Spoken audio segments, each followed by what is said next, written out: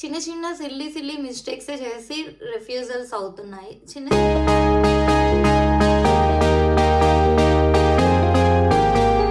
Hey guys, welcome back to our channel. అందరూ ఎలా ఉన్నారు? మేమైతే చాలా బాగున్నాము.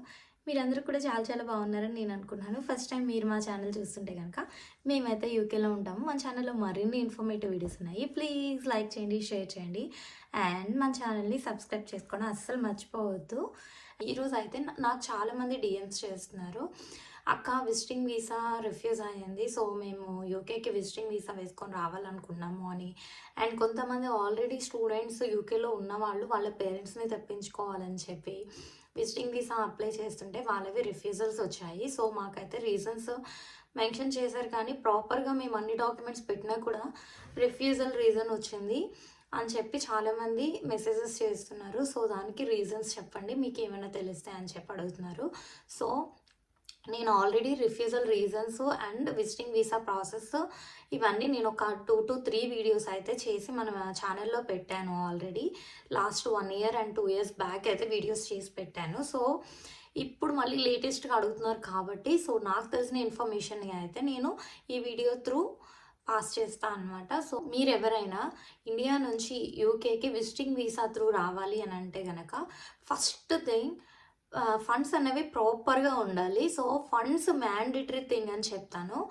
ఎందుకు అనంటే ఇక్కడ లివింగ్ ఎక్స్పెన్సెస్ అన్నది బాగా పెరిగాయి. ఇప్పుడు అంతకుముందు కొంచెం పర్వాలేదు, ఈ లాస్ట్ 5 years నుంచి గ్రాస్ అన్నది అలా పెరిగిందనమాట. సో ఎక్స్పెన్సెస్ అన్నీ కూడా చాలా బాగా ఇంక్రీజ్ అయిపోయినాయి. సో ఇఫ్ ఇన్ కేస్ మీరు విజిటింగ్కి ఇక్కడికి వస్తున్నారు అని అంటే కనుక ప్రాపర్గా ఒక అమౌంట్ అన్నది అయితే మీ అకౌంట్లో మెయింటైన్ చేయాల్సి ఉంటుంది. అంతకుముందు థర్డ్ పార్టీ పర్సన్స్ ఎవరైతే ఉన్నారో వాళ్ళు మీడియేటర్స్ ఏంటి అని అంటే ఒక 10 lakhs అలా మన అకౌంట్లో మెయింటైన్ చేస్తూ వాళ్ళ డీటెయిల్స్ అన్నీ అంటే అమౌంట్ని మన అకౌంట్కి ట్రాన్స్ఫర్ చేసి సమ్ ఇంట్రెస్ట్ అన్నది ఛార్జ్ చేసేవాళ్ళు. ఆ ప్రకారం అయితే 28 days ఎఫ్డి అంటే ఫిక్స్డ్ డిపాజిట్ ఉంటే సరిపోయేది. కానీ ఇప్పుడు ఏంటి అని అంటే కొన్ని కేసెస్లో ఇంకేమన్నా మెలికలు ఉంటే వాటిని ఇంట్రాగేట్ చేస్తున్నారు. ఇలా ఫండ్స్ని అంత పట్టించుకోవట్లేదు అనమాట. సో ఫండ్స్ విషయంలో ఏంటి అంటే అంతకుముందు అలా చేసేవాళ్ళు అనమాట, ఎఫ్డీస్ చేసి.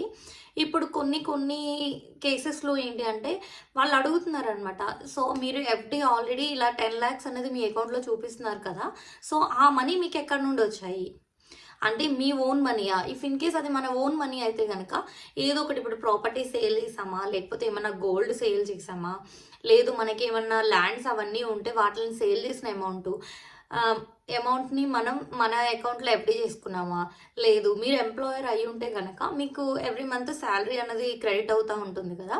సో అందులో కొంచెం సేవింగ్స్ చేస్తూ ఆ అమౌంట్ని ఏమన్నా మీరు దాచుకొని వాటిల్ని ఇలా చూపిస్తున్నారు ఎఫ్డీ రూపంలో, అవన్నీ అడుగుతున్నారు అనమాట. సో ఇఫ్ ఇన్ కేస్ అది మీ జెన్యూన్ అమౌంట్ అనుకోండి, దెన్ మీరు ప్రాపర్ డాక్యుమెంటేషన్ అన్నది చూపిస్తారు. అంటే ఇప్పుడు ఫర్ ఎగ్జాంపుల్ నేను నా ఎవ్రీ మంత్ ఎక్స్పెన్సెస్లో కొంత అమౌంట్ని సేవింగ్స్ కింద దాచుకుంటూ ఒక 10 లక్షలు నేను కూడబెట్టుకున్నాను. సో దానిని నేను ఒక నా సేవింగ్స్ కింద లేదా ఎఫ్డి కింద చూపిస్తున్నాను. ఇప్పుడు ఫర్ ఎగ్జాంపుల్ నాకు ఒక ఇంట్రాగేషన్ పడి నీ ఫండ్స్ నీకు ఎలా వచ్చాయి అని చెప్తే నేను ప్రాపర్ డాక్యుమెంటేషన్ అన్న చూపిస్తాను. నా పే స్లిప్స్ సబ్మిట్ చేస్తాను అండ్ నా బ్యాంక్లో ఉన్న అమౌంట్ నా పే స్లిప్స్ త్రూ నేను ఇంత అమౌంట్ అన్నది సేవింగ్ చేసుకుంటున్నా అన్నది చూపిస్తా ప్రాపర్గా. ఎందుకు అంటే అది జెన్యూన్ కాబట్టి. సో ఇలాంటి విషయంలో అయితే రిఫ్యూజ్ చేస్తున్నారు. సో ప్రాపర్ మనీ అన్నది మీకు ఎలా వచ్చింది, ఎవరి నుంచి తీసుకున్నారు, అది సస్పీషియస్గా ఉంది అని చెప్పి అదొక రీజన్. అండ్ డాక్యుమెంటేషన్స్ అన్నది కూడా ప్రాపర్గా ఉండాలి, ఎవ్రీథింగ్. ఇప్పుడు ఫర్ ఎగ్జాంపుల్ మీ అమ్మాయి యూకేలో ఉండి మీకు స్పాన్సర్ చేస్తున్నారు అనుకోండి. సో వాళ్ళకి ఇప్పుడు మీకు స్పాన్సర్ చేస్తున్నప్పుడు డాక్యుమెంట్ రిక్వైర్మెంట్స్ అన్నది ప్రాపర్గా ఉండాలి. ఇప్పుడు వాళ్ళు చేయాలి, వాళ్ళు వచ్చేసి వాళ్ళ పే స్లిప్స్ సబ్మిట్ చేయాలి, బ్యాంక్ స్టేట్మెంట్స్ సబ్మిట్ చేయాలి, అండ్ వాళ్ళు యూకేలో ఎక్కడ ఉంటున్నారు, అకామిడేషన్ అది ఓన్ ప్రాపర్టీయా లేదా రెంటల్ ప్రాపర్టీయా. రెంటల్ ప్రాపర్టీ అయితే రెంటల్ డాక్యుమెంట్ అగ్రిమెంట్ పంపించాలి, లేదు ఓన్ది అయితే హెచ్ఎంఆర్సీ నుంచి వాళ్ళ ప్రాపర్టీ డాక్యుమెంట్స్ది పేపర్ ఉంటుంది, అది సబ్మిట్ చేయాల్సి ఉంటుంది. అండ్ మీ ట్రావెల్కి వాళ్ళు ఎంత మీకు స్పాన్సర్ చేస్తున్నారు, అప్ టు డేట్ మీరు రావడానికి ట్రావెలింగ్ ఎక్స్పెన్సెస్ కానీ ఫ్లైట్ టికెట్స్ బుక్ చేయడం అవంతా అలవెన్సెస్ లేదా హోటల్ బుక్ చేస్తారా, లేకపోతే వాళ్ళతోటి మిమ్మల్ని ఉంచుకుంటారా, అవన్నీ డాక్యుమెంటేషన్ అన్నది ప్రాపర్గా సబ్మిట్ చేయాలి. అండ్ మీ మీ రిలేషన్ని కూడా ఇది చేయాలన్నమాట. ఇప్పుడు ఫర్ ఎగ్జాంపుల్ నేను మా పేరెంట్స్ని ఎవరో ఒకళ్ళని తెప్పించుకోవాలనుకుంటున్నాను, ఏదైనా మా అమ్మని కానీ మా అత్తగారిని కానీ. సో నేను రిలేషన్ డాక్యుమెంట్ అన్నది ప్రూవ్ చేయాల్సి ఉంటుంది అనమాట. ఇప్పుడు మా మదర్ అనుకోండి, నా డేట్ ఆఫ్ బర్త్ సర్టిఫికేట్ అలాంటివి సబ్మిట్ చేశాను అనుకోండి, అందులో as a mother father names ఉంటాయి కాబట్టి సో అలా వాళ్ళు క్రాస్ చెక్ చేసుకోవడానికి ఈజీగా ఉంటుందన్నమాట. సో అలాంటి డాక్యుమెంట్, పేరెంటల్ డాక్యుమెంట్ ఏదో ఒకటి, డేట్ ఆఫ్ బర్త్, ఇంకేమన్నా లేదు మేము మ్యారీడ్ కాదనుకోండి, పాస్పోర్ట్ అవి ఉంటాయి, వాటిల్లో పేరెంట్స్ డీటెయిల్స్ ఉంటాయి కదా. సో అలాంటి డాక్యుమెంట్స్ కూడా ప్రొవైడ్ చేయాల్సి ఉంటుంది. అండ్ ఇంకో మెయిన్ థర్డ్ రీజన్ ఏంటి అని అంటే, మన ఫ్యామిలీ టైస్ అన్నది ఎప్పుడు రిలేషన్షిప్ అన్నది చూపిస్తూ ఉండాలి. మనం వచ్చిన ఈ 6 months విజిటింగ్లో మళ్ళీ నేను రిటర్న్ బ్యాక్ టు ఇండియా అని చెప్పి అయితే ప్రూవ్ చేయాల్సి ఉంటుందన్నమాట. సో ఫర్ ఎగ్జాంపుల్ దానికి మీ ల్యాండ్ ఏమన్నా ఉందనుకోండి, ఆ ల్యాండ్ డాక్యుమెంట్స్, లేదు మీకు ఏమైనా బిజినెసెస్ ఏమన్నా ఉన్నాయి అనుకోండి, సో ఆ బిజినెసెస్ని మీరు ఒక డాక్యుమెంట్ చేయించుకొని, లేదా ఒక లెటర్ హెడ్లో మీరు మొత్తం అదంతా రాసి సో అండ్ సో ప్రాపర్టీస్ ఉన్నాయి, లేదా నాకు ల్యాండ్స్ ఉన్నాయి, నేను జస్ట్ ఇలా మా ఫ్యామిలీనో లేకపోతే మీరు ఏ పర్పస్ వస్తున్నారో వాళ్ళని విజిట్ చేయడానికి వస్తున్నాను, మ్యాక్సిమం నా విజిట్ అవ్వగానే నేను రిటర్న్ బ్యాక్ టు ఇండియా అని చెప్పి అదైతే స్ట్రాంగ్ స్టేట్మెంట్ అన్నది మీరు ప్రూవ్ చేయాల్సి ఉంటుంది. సో ఎందుకంటే మెయిన్ రీజన్, యూకేలో ఆల్రెడీ చాలామంది ఇల్లీగల్ ఇమిగ్రెంట్స్ ఉన్నారని చెప్పి వీళ్ళు ఇప్పటికీ ఫైట్ చేస్తూ ఉన్నారు కదా. సో ఇలా వచ్చేసి ఇలా ఫ్యామిలీ టైస్ని మీరు చూపించకపోతే ఏమవుతుంది అని అంటే, మీరు ఇక్కడే ఉండిపోతారు అన్న ఉద్దేశంతో వాళ్ళు రిఫ్యూజ్ చేస్తారనమాట. సో అది కూడా చాలా పెద్ద మెయిన్ రీజన్. ప్రజెంట్ నాకు తెలిసిన చాలా మందికి రిఫ్యూజ్ అయిన రీజన్ అయితే ఇదే అనమాట. సో మీకు అక్కడ ఎవరూ లేరు, సో మీకు ఇండియాలో ఎవరూ లేరు, అండ్ మీ పేరు మీద ల్యాండ్స్ కానీ లేబర్ ప్రాపర్టీస్ లేదు, ఒక ప్రాపర్ శాలరీ అన్నది లేదు, సో మీరైతే యూకేలో ఉండిపోతారు, మీరు ఇండియా రారు అన్న రీజన్స్ తోటి రిఫ్యూజ్ చేసిన అప్లికేషన్స్ నేనైతే బోల్డ్ చూసాను అనమాట. సో అది ఫ్యామిలీ టైస్ అయితే మాత్రం మీరు ప్రాపర్ డాక్యుమెంటేషన్ అన్నది సబ్మిట్ చేయండి. అండ్ ఇంకొక కొన్ని సిల్లీ రీజన్స్ ఏంటి అని అంటే, ఇన్సఫిషియంట్ ఫండ్స్, ఆల్రెడీ ఫండ్స్ చెప్పాం కదా, సో ప్రాపర్ ఫండ్స్ అనేది మెయింటైన్ చేయాలి. అండ్ రిలేషన్షిప్స్, ఎక్కడ అయితే రాంగ్ ఇన్ఫర్మేషన్ అన్నది అయితే సబ్మిట్ చేయొద్దు. ఇప్పుడు ఫర్ ఎగ్జాంపుల్ మనిషి బ్రతికే ఉంటే బ్రతికే ఉన్నారని చెప్పండి, చనిపోతే చనిపోయారని చెప్పి ఆ డేట్ ఆఫ్ బర్త్లు, వాళ్ళ డెత్ సర్టిఫికేట్స్ ఏవైతే ఉన్నాయో అవన్నీ ప్రొవైడ్ చేయండి. ఎందుకనంటే ఇప్పుడు అలాంటివి హైడ్ చేసిన వాళ్ళకి కూడా రిఫ్యూజ్ అయిన రీజన్స్ ఉన్నాయన్నమాట. సో ఫర్ ఎగ్జాంపుల్ ఇప్పుడు ఫ్యామిలీ ప్లాన్ చేసుకుంటే కనుక, ఇప్పుడు మీ అమ్మగారిని తెచ్చుకుంటే మీ నాన్నగారు అక్కడే ఉంటారు కాబట్టి, సో స్ట్రాంగ్ రీజన్ ఏంటి అని అంటే, మీ అమ్మగారు ఇక్కడ విజిట్కి వచ్చినా కూడా అండ్ హస్బెండ్ అక్కడే ఉన్నారు కాబట్టి she will return back to India అని చెప్పి, సో అలాంటివి అయితే ప్రాపర్ డాక్యుమెంటేషన్ అన్నది చెక్ చేసుకొని సబ్మిట్ చేయండి. ఎక్కడా కూడా ఫేక్ ఇన్ఫర్మేషన్ అన్నది ఇవ్వద్దు. ఇఫ్ ఇన్ కేస్ కొంతమంది కన్సల్టెన్సీస్ ఏం కాదు పెట్టండి అన్నా కూడా మీరైతే నమ్మద్దు. ఎందుకంటే మీరు చేసే చిన్న మిస్టేక్ రేపు మళ్ళీ అదే పెద్ద మిస్టేక్ అవుతుందన్నమాట. సో అది. అండ్ ఒక్కొక్కసారి ఫండ్స్ విషయంలో కూడా చాలా జాగ్రత్తగా ఉండండి.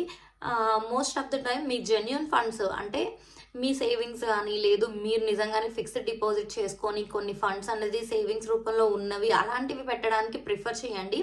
ఇఫ్ ఇన్ కేస్ అది కనుక ఫేక్ అని ప్రూవ్ అయ్యింది అని అంటే కనుక 10 years బ్యాన్ చేసేస్తారు విజిటింగ్ వీసాస్కి. సో అలాంటి ప్రాబ్లమ్స్ అయితే చాలా ఉంటాయి అన్నమాట. సో విజిటింగ్ వీసా అప్లై చేసుకోవడం చాలా ఈజీ, కానీ ఈ డాక్యుమెంటేషన్ ఏదైతే ఉందో అవన్నీ ప్రాపర్గా చెక్ చేసుకోండి. Funds, documentation and relation, టైస్.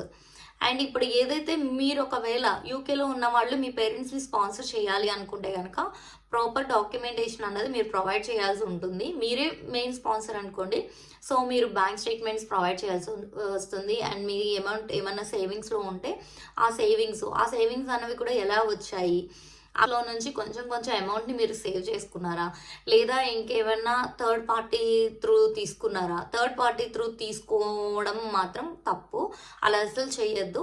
For example మీకు ఫండ్స్ అన్నవి ఎక్కడి నుండి వచ్చాయో ప్రాపర్ డాక్యుమెంటేషన్ అన్నది ప్రొవైడ్ చేయండి.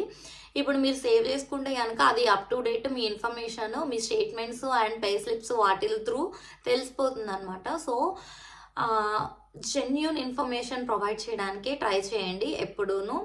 వాళ్ళు చెప్పారు వీళ్ళు చెప్పారు అని చెప్పి ఫేక్ ఇన్ఫర్మేషన్ ఇస్తే కనుక బ్యాన్ చేసేస్తారు. సో అదనమాట. అండ్ సో చిన్న చిన్న మిస్టేక్సే అవి పెద్ద మిస్టేక్స్ అవుతున్నాయి అదనమాట. సో మోస్ట్లీ నాకు తెలిసిన రీజన్స్ అయితే అవి. ఇప్పటికీ నేనైతే మా పేరెంట్స్కి ఒక 4 to 5 టైమ్స్ అయితే మేము అప్లై చేసుకున్నాము. ఏనాడు నాకైతే రిఫ్యూజల్ రీజన్ అన్నది రాలేదు. సో చేసిన ప్రతిసారి సక్సెస్సే అయ్యింది. సో నేనైతే అప్ టు డేట్ ఈ ప్రాపర్ ఇన్ఫర్మేషన్ అయితే చెక్ చేసుకుంటాను అనమాట. ఇఫ్ ఇన్ కేస్ మీరు స్పాన్సర్ చేయాలి అనుకుంటే కనుక ఇన్విటేషన్ లెటరు మ్యాండేటరీ అనమాట. వాళ్ళకి మీరే ఒకవేళ మీరే స్పాన్సర్ అయితే కనుక స్పాన్సర్ డీటెయిల్స్ అవన్నీ కూడా ప్రొవైడ్ చేసి 2 లెటర్స్ అన్నది ప్రొవైడ్ చేయాలి. ఇన్విటేషన్ లెటర్ ఒకటి అండ్ ఫండ్స్ స్పాన్సర్ మీరే అన్నట్టు ప్రూవ్ చేస్తూ, ఇఫ్ ఇన్ కేస్ టైస్ ఇలా అంటే నేను రిటర్న్ బ్యాక్ టు ఇండియా అని చెప్పి, లేదు మీకు ఇండియాలో ప్రాపర్టీస్ అలాంటివి ఉన్నాయి అని అంటే కనుక దానికి కూడా ఒక స్టేట్మెంట్లో మీరు రాసి అటెస్టేషన్ చేసి సిగ్నేచర్స్ చేసి దాన్ని కూడా ప్రూఫ్ కింద సబ్మిట్ చేయొచ్చు అనమాట. సో అలా అయితే ఏం ప్రాబ్లం ఉండదు. కొంత ఇన్ఫర్మేషన్ వరకే మనం ఫిల్ చేయడానికి ఉంటుంది అప్లికేషన్స్లో. సో ఎంత స్ట్రాంగ్గా డాక్యుమెంటేషన్ పెడితే అంత స్ట్రాంగ్ ఉంటుంది. ఎంత మీరు వీలైనంత మటుకి జెన్యూన్ ఇన్ఫర్మేషన్ని ఇవ్వడానికి ట్రై చేయండి. అండ్ ఎంత మటుకి మీరు అంత జెన్యూన్ ఇన్ఫర్మేషన్ ఇచ్చి డాక్యుమెంటేషన్స్ వాటి ప్రూఫ్స్ అన్ని సబ్మిట్ చేస్తే అంత స్ట్రాంగ్గా ఉంటుందన్నమాట ఇప్పుడు మీ కేసు. సో ఆల్మోస్ట్ అది 14 వర్కింగ్ డేస్లో విజిటింగ్ వీసా రిజల్ట్ అనేది వస్తుంది. సో వన్స్ బయోమెట్రిక్ సబ్మిట్ చేసిన తర్వాత ఆల్మోస్ట్ 2-3 వీక్స్లో తెలిసిపోతుంది.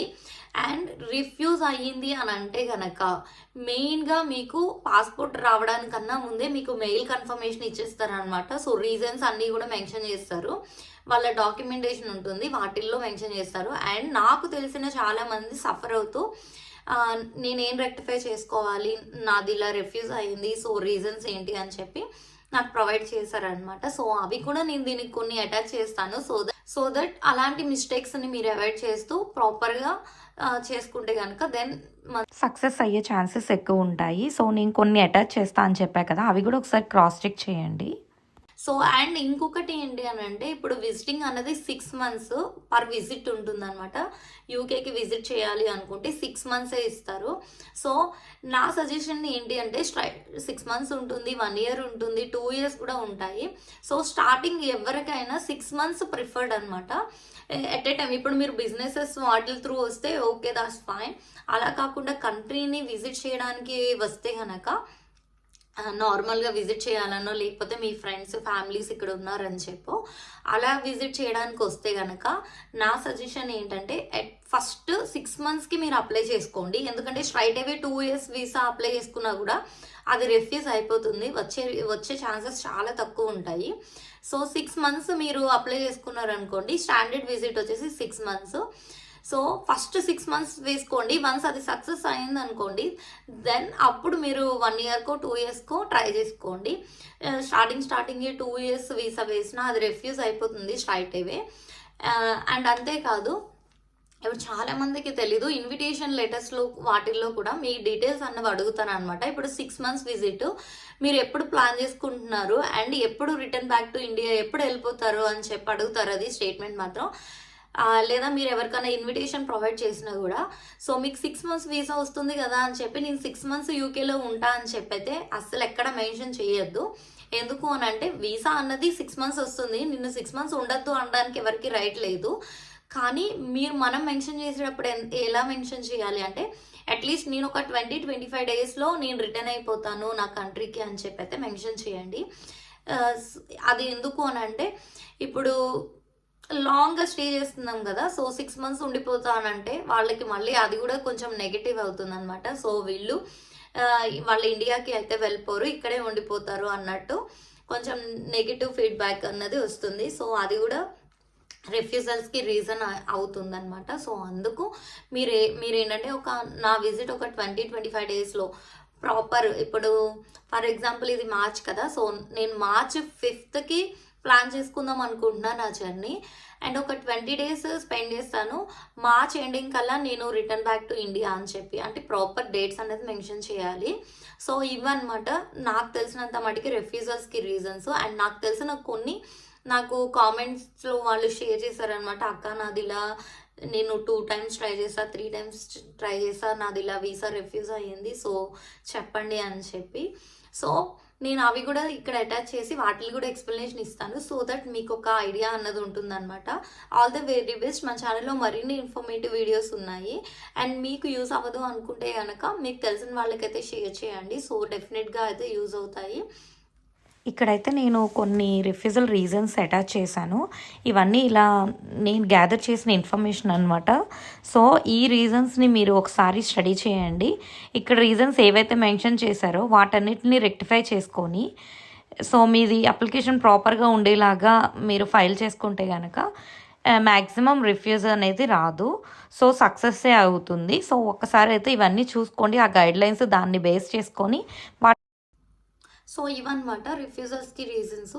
సో మీరు ఏం చేస్తున్నారు ఏంటి అన్నది అయితే ప్రాపర్గా తెలుసుకోండి, అండ్ జెన్యున్ ఇన్ఫర్మేషన్ ప్రొవైడ్ చేయడానికి మ్యాక్సిమం ట్రై చేయండి. ఎక్కడ ఫేక్ ఇన్ఫర్మేషన్ అన్నది అయితే ప్రొవైడ్ చేయొద్దు.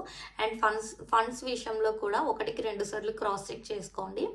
జెన్యున్ ఫండ్స్ని ప్రిఫర్ చేయండి. డాక్యుమెంటేషన్ అయితే అప్ టు డేట్ మొత్తం క్లియర్గా ఉండేటట్టు చేయండి. And me plan of journey అసలు ఎందుకు వస్తున్నారు అన్నది కూడా ప్రాపర్గా మెన్షన్ చేయండి, సో దట్ అప్పుడు రిఫ్యూజ్ అయ్యే ఛాన్సెస్ చాలా తక్కువ ఉంటాయి. నేనైతే మీకు ఈ వీడియో అర్థమైందని నేను అనుకుంటున్నాను. ఇఫ్ ఇన్ కేస్ మీకు ఈ వీడియో యూజ్ అవ్వకపోయినా ఎవరన్నా ప్లాన్ చేసుకొని యూకేకి వద్దాము అనుకుంటున్న వాళ్ళకైతే యూజ్ అవుతుందన్నమాట. విజిటింగ్ వీసా ప్రాసెస్ కానీ రిఫ్యూజల్ రీజన్స్ తెలుసుకోవాలి అనుకున్న వాళ్ళకి యూజ్ అవుతుంది. సో ప్లీజ్ మన ఛానల్ని సపోర్ట్ చేస్తారని నేను అనుకుంటున్నాను. ఫస్ట్ టైం మీరు మా ఛానల్ చూస్తుంటే కనుక మన ఛానల్ని ప్లీజ్ సబ్స్క్రైబ్ చేసుకోండి, and like, share and subscribe. See you next video. Bye.